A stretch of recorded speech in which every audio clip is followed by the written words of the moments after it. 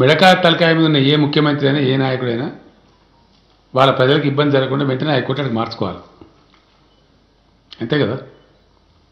5వ ఏడు గడిచిపోతుంది. ఈ అడవులు దానికి అర్థం ఉన్నదండి. చంద్రబాబు నాయుడుతో మెదడు ఉన్నట్ట ఏమనుకోవాలి. ఒకటి. రెండవది, ఏది పడుతుంది మాట్లాడితే చెల్తుందని చంద్రబాబు నాయుడు అనుకున్నాడు. దానికి అడ్డమైన ఓటు పేపర్లు ఉన్నాయి. వాళ్ళు డబ్బా ఓటు వ్యాన్ కొట్టుడు.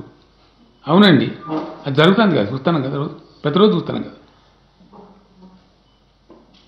అది జరుగుతుంది ఇక్కడ. తమాషా డ్రామా అయిపోయింది ఇక్కడ. ఈ తెలుగు రాష్ట్రాలలో పెద్ద కథ అయిపోయింది. ప్రజలు తెలుసుకుంటారు కదా, చేస్తాం ఆ పని కూడా 100%. This is what is happening. Most unfortunate. Chandrababu Naidu మాట్లాడడానికి ఏమైనా అర్థం పర్థం ఉన్నదండి? తల తోక ఉందా? చంద్రబాబు నాయుడు ఒక ముఖ్యమంత్రి కదా, బాధ్యత గల వ్యక్తి కదా. ఆంధ్రప్రదేశ్ ప్రభుత్వమే డిసెంబర్ నాటికి మేము వెళ్ళిపోతాము, మేము సిద్ధంగా ఉన్నాం వెళ్ళడానికి అని సుప్రీంకోర్టులో అఫిడవిట్ ఫైల్ చేశారు. మేము అఫిడవిట్ ఫైల్ చేసినాం.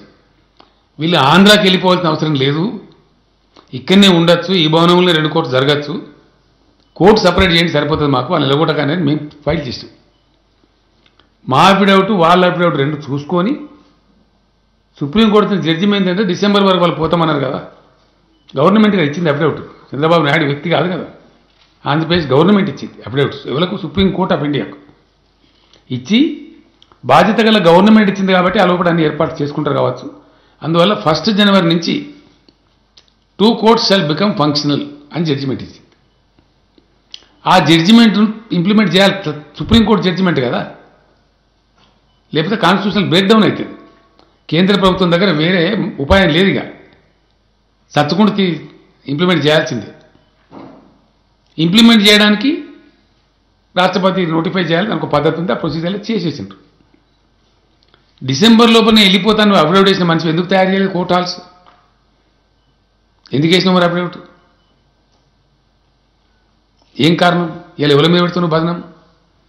ఇది అడావుడియా? నువ్వే అంటే డిసెంబర్కి పోతా అని. కోర్టు ఎక్కడ అడావుడిగా విభజించినట్టండి? విభజించింది కేంద్ర ప్రభుత్వం కాదు, సుప్రీంకోర్టు ఆఫ్ ఇండియా విభజించింది. దాన్ని నోటిఫై చేసింది కేంద్ర ప్రభుత్వం అంతే.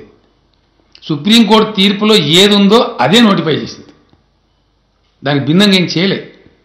అప్పుడు నువ్వు కేంద్రం మీద ఎట్లా ఆరోపణ పెడతావు? అంటే నీ ఇష్టమా? నువ్వు చెప్పిన దాని పెద్ద కలర్ ఈస్ట్మన్ కలర్ రాసే పేపర్ లైన్స్ చేస్తావా డ్రామా? ఇది వాట్ ఈజ్ యువర్ ఐడియా? ఎవరిని బ్లఫ్ చేస్తూ? చంద్రబాబు నాయుడు అంత డర్టీయెస్ట్ పాలిటీషియన్ ఈ దేశంలో ఎవరు లేడు. డెఫినెట్గా చెప్తున్నాను ఈ మాట. ఏం మాట్లాడతాడండి? ఏం చేస్తావు నువ్వు? నువ్వు నవీన్ పట్నాయక్ ఎందుకు కలిసినావు? నువ్వు మళ్ళీ ఎందుకు కలిసినావు? ఎందుకు? నీకేం అవసరం నాకు అర్థం కాదు. నీ ఇష్టమా నువ్వు మాట్లాడే సొల్లు పురాణం? 4 ఏళ్ళు మోడీ సంఖ నాకుతావు, మోడీ సంఖలో కూర్చుంటావు మోడీ ఒళ్ళో. అప్పుడు అందరం మేము నువ్వు చెప్తే మోడీకి డబ్బా కొట్టాలి మేము. ఫైన్ మార్నింగ్ నీకు ఏదో ఉల్టా అవుతుంది, నువ్వు కాంగ్రెస్ రాహుల్ గాంధీ సంఖ నాకుతావు, మళ్ళీ మేమంతా కాంగ్రెస్ రావన్నా అంటే ఏంది నాకు అర్థం కాదు. నువ్వు మాట్లాడేది అర్థం ఉందా నీకు? ఆంధ్రప్రదేశ్ ప్రజలు వాళ్ళకి చేతులెత్తి మొక్కాలి. ఈ డర్టీ పొలిటికల్ లీడర్ ఎట్లా భరిస్తున్నారు వాళ్ళు. ఎన్ని పచ్చి అబద్ధాలు మాట్లాడతారండి. పచ్చి సిగ్గు కూడా పడాల చంద్రబాబు నాయుడు అనే వ్యక్తి. కనీసం లజ్జా సిగ్గు అనేది ఉండాలి మనిషికి. ఏం మాట్లాడుతుండేది? ఎస్, ఈ should feel ashamed. I'm sorry. ఎందుకంటే హోదా వస్తే ఏమొస్తుంది? ప్రత్యేక హోదా వస్తే అవసరమే లేదు అని ఎవడు వాదించడండి? ఈ మనిషే కదా వాదించండు. ఈ మనిషి ఏం మాట్లాడండి? నేను స్వయంగా విన్న టీవీలో రాహుల్ గాంధీ వస్తున్నాడు విజయవాడకి ఏదో ప్రోగ్రాంలు అంటే ఏమి ఇంకెందుకు బతికినామని చూసిపోవడానికి వస్తుండా? ఎందుకు వస్తుండు? ఏం ముఖం పెట్టుకొని వస్తుండు రాహుల్ గాంధీ అని మాట్లాడతాడు. ఇప్పుడు నిన్న నరేంద్ర మోడీ వస్తాడంటే ఏం ముఖం పెట్టుకొని వస్తాడు? అసలు నీదేం ముఖం నాకు అర్థం కాదు. నువ్వు ఏం ముఖం పెట్టుకొని రాహుల్ గాంధీని వ్యతిరేకించినావు? ఏం ముఖం పెట్టుకొని నరేంద్ర మోడీ ఎంబడు నువ్వు? ఇప్పుడు ఏం ముఖం పెట్టుకొని నరేంద్ర మోడీని వ్యతిరేకిస్తున్నావు? నీకు పాలసీ, ఓ పద్ధతి, ఓ కన్సిస్టెన్సీ ఉందా నీకు? ఒక మాట మీద నిలబడే తత్వం ఉందా? ఒక మనిషిలాగానే మాట్లాడుతున్నావు. ఏంది అసలు నాకు అర్థం కాదు. ఇంత dirtiest political leader in the country I'm telling you without any doubt. ఎన్ని పచ్చబద్దాలు ఉంటాయని ఇంత మోసం అంటే ప్రజలను, పాపం ఆంధ్రప్రదేశ్ ప్రజలను.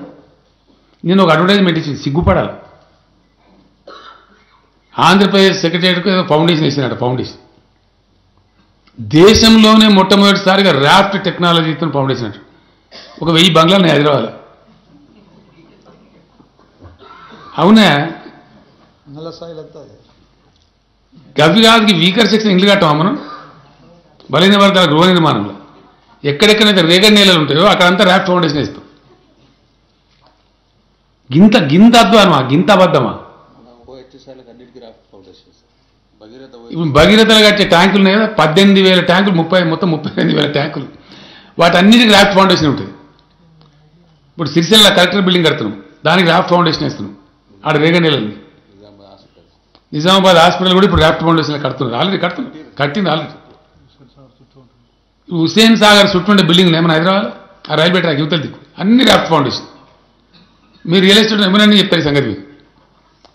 దానికి గింత పేపర్లలో పెద్ద అడ్వర్టైజ్మెంట్. ఇంత పచ్చబద్ధమా, ఇంత మోసమా? ఈ అబద్ధాల మీద బతకానండి రాజకీయం అంటే. ఇంత ఏది పడుతుంది, ఎప్పుడు పడితే అప్పుడు మన ఇష్టం ఉన్నట్టు మాట్లాడచ్చు. డబ్బా కొట్టేటి 2 బాకాలున్నాయి, గంతే, ఏం లేదు. ఓ 2-3 బాకాలు ఉన్నాయి కాబట్టి ఎస్, నిజంగా కొడతలేరా డబ్బా, బాకాలు ఉత్తలేరా? ఆయన చెప్పేది నిజమనుకునే భ్రాంతి కలిగేటట్టు రాస్తారు వీళ్ళు. ఆ ఫోటోలు, కలర్ ఫోటోలు, కథలు. ఎంత దుర్మార్గం మనిషి అండి. Use and throw number 1. మొన్న పాపం అమాయకురాల అమ్మాయిని తీసుకొచ్చి హరికృష్ణ బిడ్డను పెట్టిండు. హరికృష్ణ సావును కూడా, హరికృష్ణ శవం మీద పేరాలు ఎడుకున్న రాజకీయం కాదు చంద్రబాబు నాయుడిది. అవునా కదా? ఇప్పుడు ఏమైనా చేస్తావా అమ్మాయికి? నీకు నిజాయితీ ఉందా? ఏం చేయడు. అంతకుముందు హరికృష్ణ లేదు, హరికృష్ణ బిడ్డ లేదు. ఆయన సావంగానే దాని మీద సొమ్ము చేసుకోవచ్చు అని చెప్పి, ఆయన సావు సింపతిని సొమ్ము చేసుకోవచ్చు అని. అంత నీచ రాజకీయ నాయకుడు. ఇంతగా నీచత్వం ఉంటుందా? ఇప్పుడు ఏమైనా చేస్తారా మరి అమ్మాయికి? చేయడు, డెఫినెట్గా చేయడు. అంటే వాడుకోవాలి, ఆ ఎలక్షన్ మంది పనికొస్తే వాడుకోవాలి, లేకపోతే వదిలేసేయాలి, ఫినిష్. ఇంత రాక్షసంగా, ఇంత నీచంగా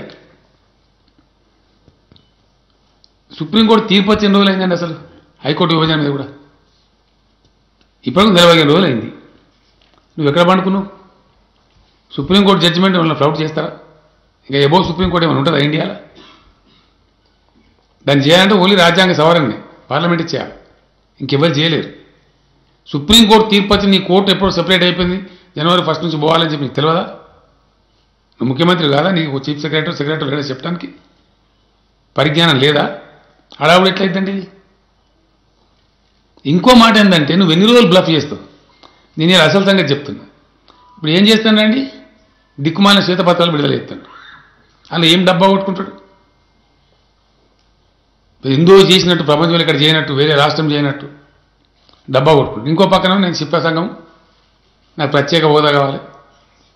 నీ హోదా కరెక్టా, నీ శ్వేతపత్రం కరెక్టా? ఏది కరెక్ట్? ఏది నమ్మాలా జనం? ఇంత బ్లఫా, ఇంత పెద్ద మోసమా? నేను మీడియాని కూడా ప్రార్థిస్తున్నా, దయచేసి ఇంత డర్టీ రాజకీయ నాయకులను చీచి చెండాలి మీరు. ఎవరైనా కావచ్చు, ఏ పార్టీని కావచ్చు, మంచిది కాదండి, సమాజానికి మంచిది కాదు. ఇటువంటి దుర్మార్గపూరితమైనటువంటి, విషపూరితమైనటువంటి పచ్చి అబద్ధాలతో కూడుకున్న రాజకీయం ఎవరికి కూడా శ్రేయస్కరం కాదు, ఇది మంచిది కాదు.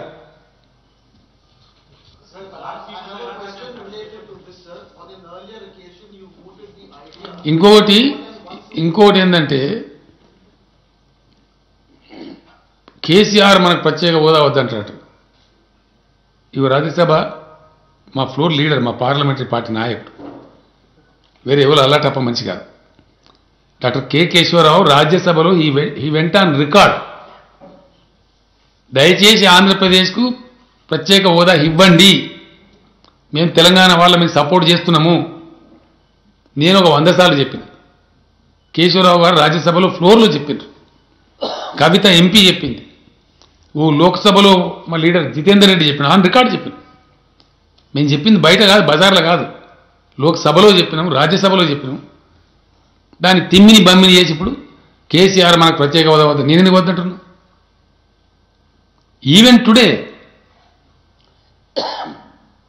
అవసరమైతే నేను ప్రధానమంత్రికి లెటర్ రాస్తా, ఈయన ఆంధ్రప్రదేశ్ ప్రత్యేక హోదా అని. అక్కడ ఏముందండి? యాక్ట్లో ఒక సత్యం ఉంది. మేము అదే చెప్పినాం. యాక్ట్లో ఒక సత్యం ఏముందంటే రీఆర్గనైజేషన్ యాక్ట్ సెక్షన్ 94 మీరు రాసుకోవాలి. 94లో సెక్షన్ 94లో 1 and 2 యాక్ట్లో చాలా స్పష్టంగా ఉంది. పరిశ్రమలకు సంబంధించినటువంటి రాయితీలు ఇన్సెంటివ్స్ ఇస్తే 2 రాష్ట్రాలకు ఇవ్వాలి అని స్పష్టంగా ఉంది. మేము చెప్పింది ఏంటంటే పరిశ్రమలకు సంబంధించిన రాయితీలు 2 రాష్ట్రాలకు ఇస్తూ యాక్ట్ ప్రకారంగా ఆంధ్రప్రదేశ్కు ప్రత్యేక హోదా ఇవ్వండి, వెల్కమ్ అని చెప్పినాం మేము. ఇది ఒక పక్క. రెండవది అసలు రహస్యం, పచ్చి అబద్ధాల కోరు చంద్రబాబు నాయుడు. పచ్చి అబద్ధాల కోరు. ఎస్, ఏమైందండి? తెలంగాణ ఆంధ్రప్రదేశ్ రెండు విడిపోయింది. విడిపోయిన తర్వాత ఫైనాన్స్ కమిషన్ ఆఫ్ ఇండియా వచ్చింది. వేణుగోపాల్ రెడ్డి గారు మన దగ్గర పనిచేసిన అధికారే దానికి చైర్మన్గా వచ్చారు. మా బాధలు మేము చెప్పుకున్నాం, వాళ్ళ బాధలు వాళ్ళు చెప్పుకున్నారు. చెప్పుకుంటే వారు కూడా కడప జిల్లా, ఎవరు వేణుగోపాల్ రెడ్డి గారు, ఆయన చాలా టాప్ పర్సనాలిటీ, నేను ఆంధ్ర అనను, but he belongs to Kadapa district. ఆయన కూడా దయదలిచి సరే కొంత హైదరాబాద్ పోవటం వల్ల ఒక అపోహ, అతను ఏమైనా పక్క పెడితే పోవటం వల్ల కొంత వీళ్ళకి ఆదాయం తగ్గే ఆస్కారం ఉంటుంది, అందుచేత వీళ్లకు ఒక 5 ఏళ్ల పాటు ఈ ఫైనాన్స్ కమిషన్ రిపోర్ట్ వర్తించని రోజులు కొంచెం డెఫిసిట్ బడ్జెట్ ఉండే అవకాశం ఉంటుంది, లోటు బడ్జెట్ ఉండే అవకాశం ఉంటుంది. కాబట్టి వీళ్ళకు ఒక 24,000 కోట్లు ఈ 5 ఏళ్లలో ఇవ్వండి అని చెప్పింది. యథాతథంగా కేంద్రం దాన్ని అమలు చేస్తూ ఉంది. తెలంగాణకు ఎంత వస్తుందో ఉజ్జాయింపుగా లెక్కగట్టి దానికి సమానంగా కేంద్రానికి రికమెండ్ చేసిండు. కేంద్రం ఆ డబ్బులు ఇస్తుంది. Where is the deficit mister Chandrababu Naidu? I'm asking you. Is it not a fact that Finance Commission of India has recommended 24,000 crores for you and Government of India is giving you that money? అబద్ధమైంది, నిజం కాదా? ఆ డబ్బులు నువ్వు తీసుకుంటలేవా? మరి నువ్వు ఎందుకు బీదారు పరుస్తున్నావు? నీకు చక్కగా పరిపాలించరాక, నీకు తెలివి లేక, నీకు చేతగాక, ప్రజా సంక్షేమం మీద నీకు దృష్టి లేక, ఇచ్చిన వాగ్దానాలు నెరవేర్చేటువంటి పరిస్థితి లేక, విపరీతమైన కరప్షన్ ఉంది నీ దగ్గర. ఇవన్నీ దుర్మార్గాల వల్ల, ఈ జాడ్యాల వల్ల నువ్వు చేసేది చేయలేక, ఆడలేక మధ్యలో ఓడన్నట్టు ఇతరుల మీద పడి ఏడుస్తావు. నువ్వు చెప్పేది నిజమా? ఫ్యాక్ట్ కాదా? ఇవన్నీ కఠోరమైనటువంటి నిజాలు కావా? నీ పరిస్థితి రాజకీయంగా చూస్తే అట్లా అనవసరంగా హోదా వద్దని నువ్వే అంటావు, హోదా కావాలని నువ్వే అంటావు. అంటే ఏది నమ్మాలి నిన్ను? హోదా అన్నోని జైలు వేస్తాడు. అవన్నీ ఉన్నాయి, టీవీ ఫుటేజ్ ఉన్నాయి. హోదా సంజీవిని కాదు, సంజీవిని కాదు, అదే అంత చేయదు. హిమాచల్ ప్రదేశ్కి ఇచ్చిన ఏమైంది, పరందానికి ఇచ్చిన ఏమైంది అని మాట్లాడు. అంటే నువ్వు ఏది కరెక్ట్ అన్నట్టు నాకు అర్థం కాదు. నువ్వు ఫర్ హోదానా, యాంటీ హోదా? ఇవ్వని కాదు. నువ్వు ఫర్ హోదా కాదు, యాంటీ హోదా కాదు. నువ్వు ఫర్ చంద్రబాబు నాయుడు. నీ స్వార్థం, పచ్చి స్వార్థపరం. నువ్వు నీ రాజకీయ స్వార్థం కోసం దేన్నైనా బలి తీసుకుంటావు, ఎంతకైనా దిగజారుతావు. నీకు విలువ లేదు, నీతి లేదు, జాతి లేదు. Yes, this is like a person you are. You are before the nation today. You only reject the hoda and you only demand the hoda. ఏది నాకు అర్థం, ఏది నిజమనుకోవాలా? నేనేమంటున్నాను, నేను ఎవరికి మేలు చేసి నీకెందుక? మరి నువ్వు మేలు చేసినప్పుడు ఏమైంది?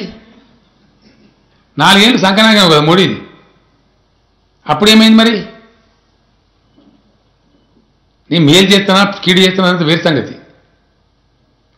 నువ్వు అడ్డం పొడు ఎటుపడతాడు నీ తాటి మాటలా నాలుగు పెట్టుకొని మాట్లాడితే నువ్వు 4 ఏళ్ళు సపోర్ట్ చేసినప్పుడు నీ నీతి ఏమైంది? You have an answer? నువ్వు దద్దమ్మవు, నీకు తెలివి లేదు, నీకు ధైర్యం లేదు, నీకు కల్పన లేదు, నువ్వు స్వయం ప్రకాశం ఉన్న వ్యక్తివి కాదు. Yes, I'm alleging. నీ మామ పెట్టిన పార్టీని లాక్కొని దాన్ని పట్టుకొని నడిపేటువంటి you are not a leader, you are a manager. Definitely why I'm saying this is, నేను ఇలాగా కాదు. 2 ఎంపీలను పెట్టుకొని నేను తెలంగాణ తెచ్చిన. ఆత్మవిశ్వాసం కావాలి ఏదైనా చేయాలంటే. When I was fighting for Telangana I had only 2 MPs. 2 Hyderabad నుంచి పోతున్న ఆంధ్రప్రదేశ్ రాజధాని నుంచి తెలంగాణ రాష్ట్రంలో అడుగు పెడతానని చెప్పి ఢిల్లీకి పోయినా నేను. ఇదంతా నా చరిత్ర. నీలాగా నేను ఎటు పడతాను పిచ్చి పిచ్చి మాట్లాడే మనిషిని కాదు నేను. ఏదైనా చెయ్యాలి, దేశంలో ఏదైనా సాధించాలంటే ఆత్మవిశ్వాసం కావాలి 100%. నేను బయలుదేరింది నీలాంటి చిల్లర రాజకీయాలకు కాదు. నీలాక చిల్లర భాష కూడా నాకు రాదు. 25 సీట్లు గెలిపియండి, నేను చక్రం తిప్పుతా, ఈ చక్రాలు తిప్పుతా నేను ఇప్పుడు చెప్పలే. నీలాంటి దిక్కుమాల రాజకీయాలు నేను చెయ్య.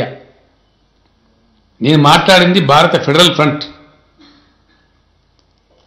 కాంగ్రెస్ లేని, బీజేపీ లేని ఫెడరల్ ఫ్రంట్ రావాలని చెప్పి నొక్కి వక్కానికి చెప్తున్నాను ఎక్కడ పోయినా.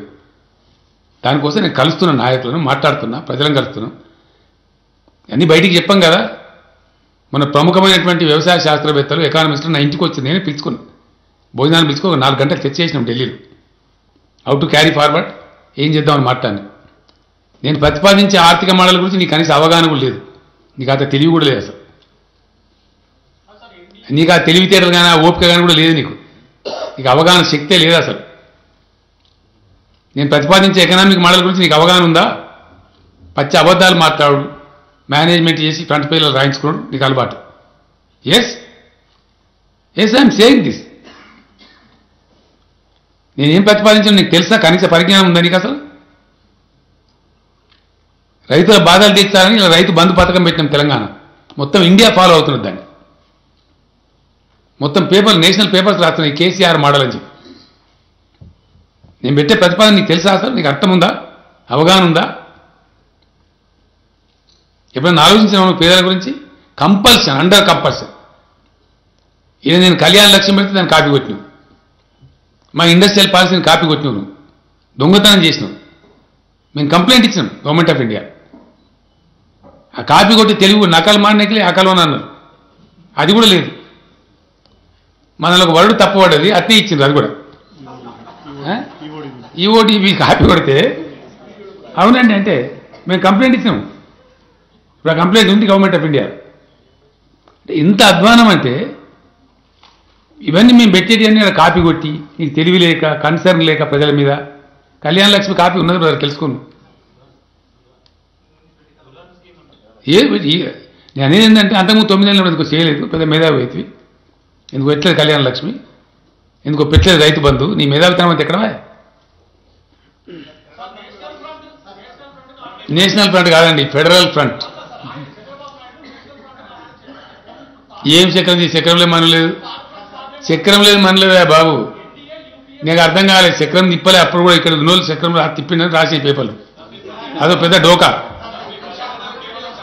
చంద్రబాబు నాయుడు 4 వచనాలు చక్కగా ఇంగ్లీష్ మాట్లాడుతుందా?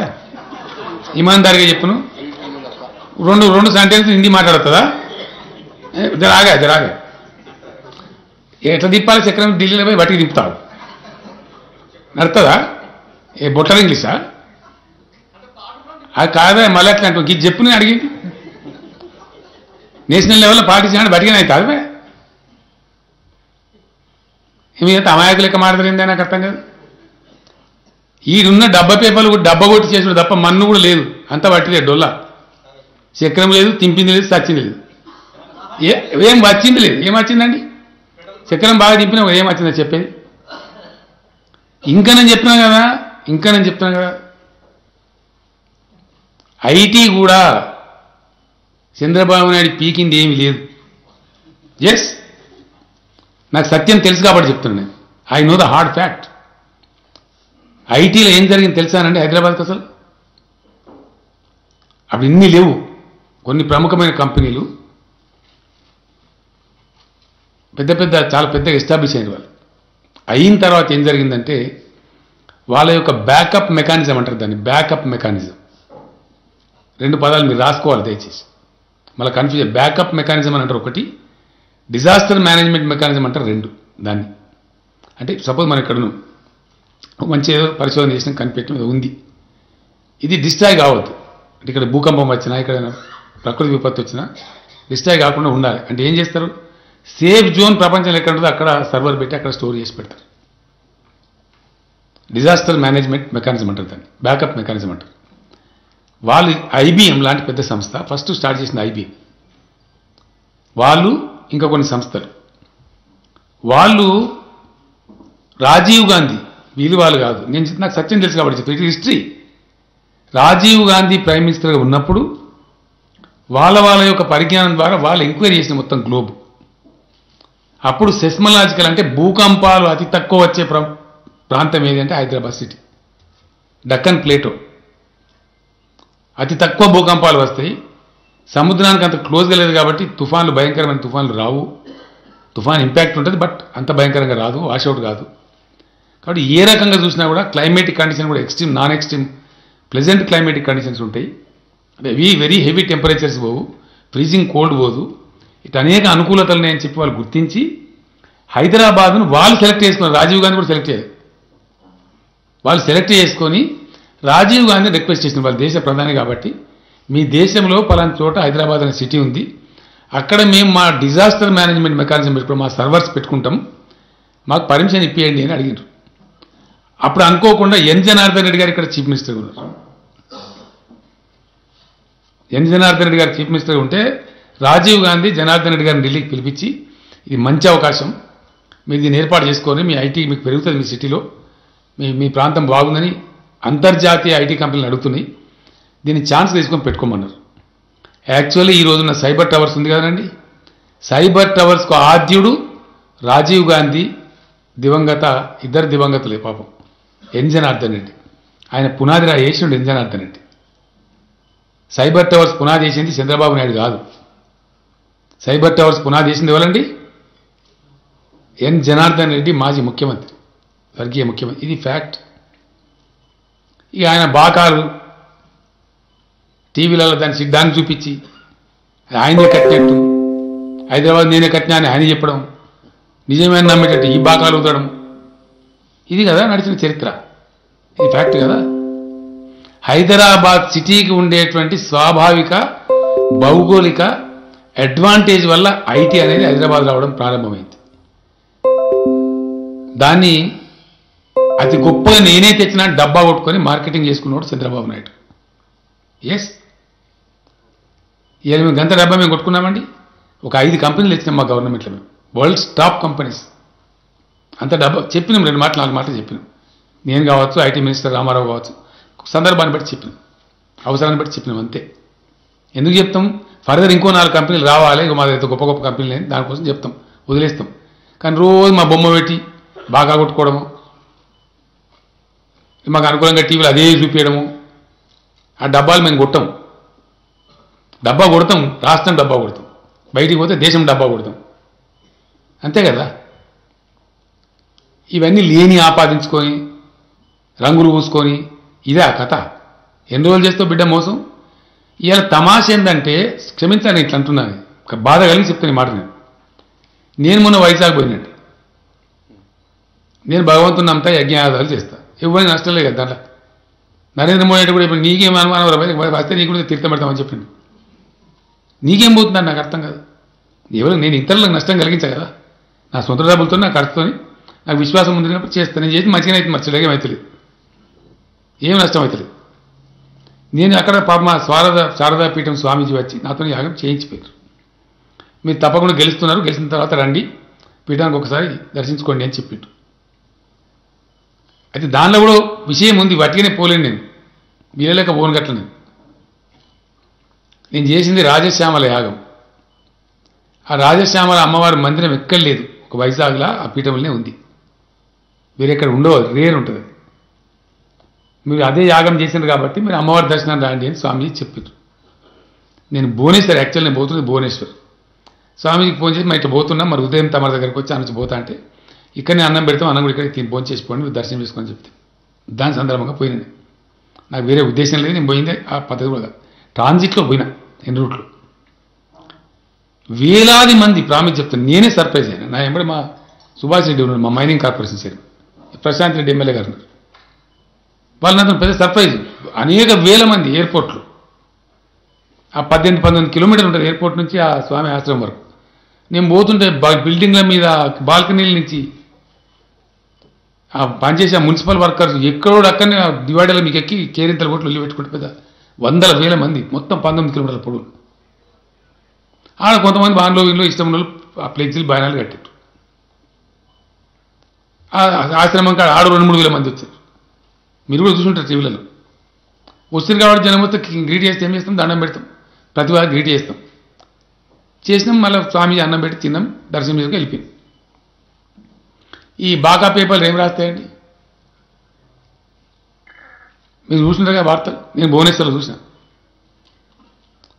ఒక బాకా పేపర్ ఏమో వైకాపా వాళ్ళు అడవుడు చేసిన రాత్రి, ఇంకో బాకా పేపర్ ఏమో వెలమ వాళ్ళ అడవుడు చేసిన రాత్రి. ఇది నీతా? వెలుమలు దమ్మని అక్కడ ఉంటే వెలుమలు ప్రజలు గారా అండి? వాళ్ళ ఆంధ్ర ప్రజలు గారా? వాళ్ళు దమ్మని స్వాగతం చెప్పకూడదా? ఇంత కుట్టనా, ఇంత కక్షనా? నేను అడిగిన అక్కడ ఏమా నేను వస్తే గింత వెల్కని చెప్తారు ప్రజలంటే వీళ్ళు మావులు. వాళ్ళు చెప్పిండ్రు, సార్ మీరు చంద్రబాబు నాయుడిని మొన్న పొల్లు కొట్టినందుకు వీళ్ళంత సంతోషంగా ఉన్నారుగా. నిజమా అంటే నిజం సార్, మా దగ్గర ఘోరం ఓడిస్తాం. తెలంగాణలో దారుణమైన ఓటమే మా దగ్గర నాంది ప్రస్తావన. మా దగ్గర ఆడదబ్బ 4 సీట్లు ఎక్కువ వస్తే పెద్ద బాగా అలుగుతున్నారు, మీరు మంచిగా తన్ని పంపించారు సార్ అని చెప్పారు వాళ్ళు. ప్రజల్లో కనబడే ఉత్సాహం అసలు సంగతి అది. దానికి వీళ్ళు చేసే వక్రీకరణ ఏంటండి? బాకాలు చేసే వక్రీకరణ ఇది.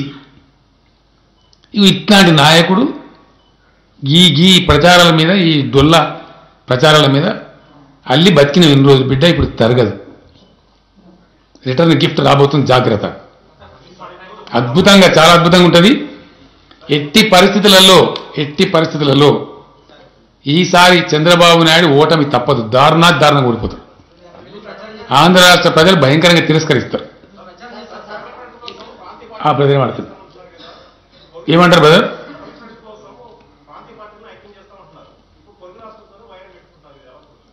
పొరుగు రాష్ట్రంలో ఒకటే పార్టీ ఉన్నదా?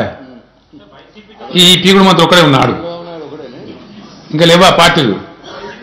అరే మీకు అర్థమైతే లేదా? నేను మొన్న సీతారాం యేచూరి గారితో మాట్లాడాను, కేరళ ముఖ్యమంత్రి గారితో మాట్లాడాను, విజయన్ గారు. ఎస్, లెఫ్ట్ పార్టీతో కూడా మాట్లాడుతున్నాను, ఏం లైన్ తీసుకుందామని. నేను చాలాసార్లు చెప్పిన, నేను చేసే ఎఫర్టు ఈ చిల్లరగాలకు అంత అర్థం కాదు. నేను ఎల్లుండి పొదిగ వరకు రావాలని రిజల్ట్ అని నేను కోరతలేను. రావచ్చు, it may take time. I have patience. నేను ప్రారంభించింది ఒక మహాయజ్ఞం. ఈ అర్భక రాజకీయ నాయకులకు, ఈ చిల్లరగాళ్లకు అర్థం కాదు. నేను మాట్లాడుతున్నది, నేను ఆలోచిస్తున్నది మొత్తం దేశం గురించి. సారీ, ఏమనుకోవద్దు. చాలా బాధ్యతను కూడుకున్న పని చేసి, ఏదో అరాకిరి చేసి ఇద్దరు ఎంబడి పెట్టుకుని ముగ్గురు ఎంబడిపోయి, ఈయన ఎంబడొచ్చి ఆయన ఎంబడిపోయి గత్తర బిత్త అట్ట కాదు కదా. Takes time. I have to convince people. నేను అనుకున్నటువంటి దీనిలో రావచ్చు, ఒక ముందు రావచ్చు, వెనుకకు రావచ్చు. ఇదే చంద్రబాబు నాయుడు తెలంగాణ చేయం లేదండి,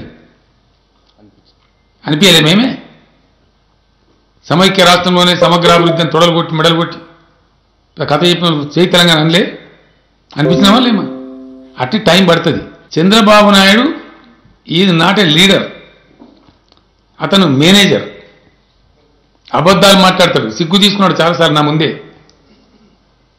నేను మొన్న కూడా చెప్పిన, నీతి ఆయోగ్ మీటింగ్లో నరేంద్ర మోడీ పొగిడిండు, పోలు కూడా సిగ్గు తీసుకున్నాడు. ఏం పొగిడిండు తెలుసా? అందరూ నా పక్కకు అఖిలేష్ యాదవ్ ఇంకా చాలా ముఖ్యమంత్రులు ఉన్నారు. ఏం పొగుడతాడు? మొట్టమొదటిసారి ఒక ముఖ్యమంత్రి ప్రధానమంత్రి అయింది కాబట్టి రాష్ట్రాలకు నిధులు పెంచినాను. నా పక్కన అందరూ ఏకే పాగలేకే ఆదమే ఇట్లా అన్నారు. మీ దగ్గరికి వెళ్ళి పివి నరసింహరావు అయింది కదండి. పివి నరసింహరావు సీఎం ఉంటే పీఎం అయిండు. ఎంతమంది అయిండు? వీపీ సింగ్ అయిండు, చరణ్ సింగ్ అయిండు, మొరార్జీ దేశాయ్ అయిండు. ఇట్లా మాట్లాడతాడంటే అడగోలు కంటే గట్టే మాట్లాడతాడని నేను చెప్పి ఏం చెప్పాలి? వాళ్ళు అన్నారు తెలుసా, ఏ ఆద్మీ ఐసా బోల్తా ఐసే బోల్తా అంటే ఇతనే దీన్ని కైసా సాహెబ్ అయ్యి అంటే ఇన్ని రోజులు మీరు ఎట్లా భరించిన ఉన్నారు.